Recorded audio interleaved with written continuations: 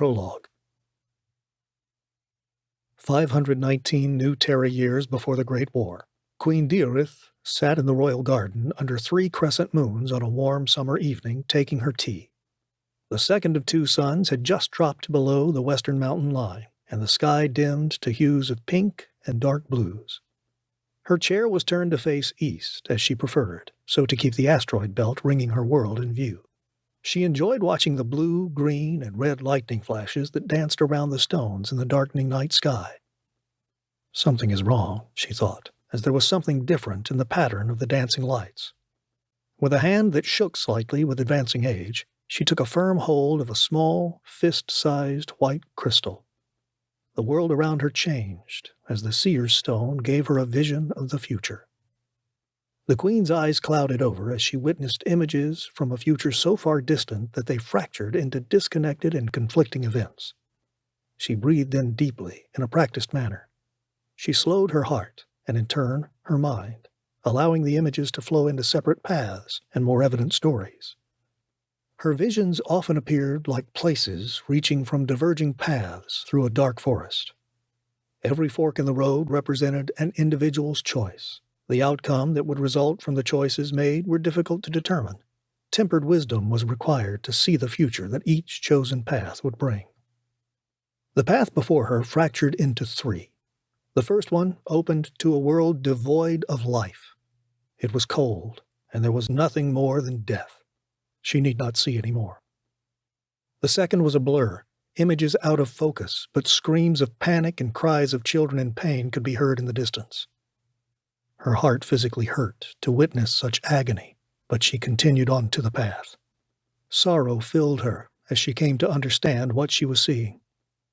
She turned back and returned to the point at which the path had fractured, and then ventured down the 3rd path. Her legs became heavy, and the path too dark to see. In the distance there was a very faint light. She tried to walk further, but somehow she could not. There was no way to tell what kind of future the 3rd path led to, or whose choice would bring it into being. She stopped and closed her eyes.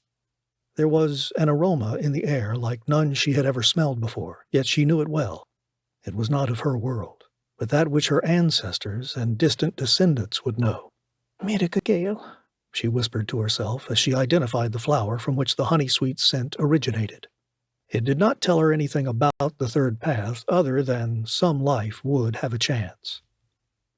The path faded away, and her real world came back into view, the night sky alive with pinlights from the heavens and the 3 crescent moons rising in the air.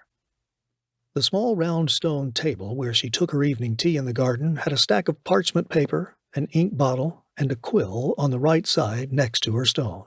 She never knew when the inspiration to use the prophet's stone would come, so she had a set of writing instruments kept in each room in the castle and brought to her whenever she was outside. Taking the quill, she opened the ink and dipped the feather into the black liquid. Her hand waited for her mind to decide how to instruct the future. After a moment, she released the quill and let it remain in the ink, as she was not ready to write quite yet. There needed to be a message, but she was not certain of what or to whom it should be addressed. Replaying the images in her mind, the Queen looked for something to help her guide her words, but there was nothing. On the table, the prophet's stone started to glow with a very faint light, something it never did without her touch. Reaching out to it, she took it into the palm of her hand. "Your Majesty," a woman's voice came from next to her. She looked over at the image of the woman she knew very well. They conversed for less than a minute, and then the woman faded away.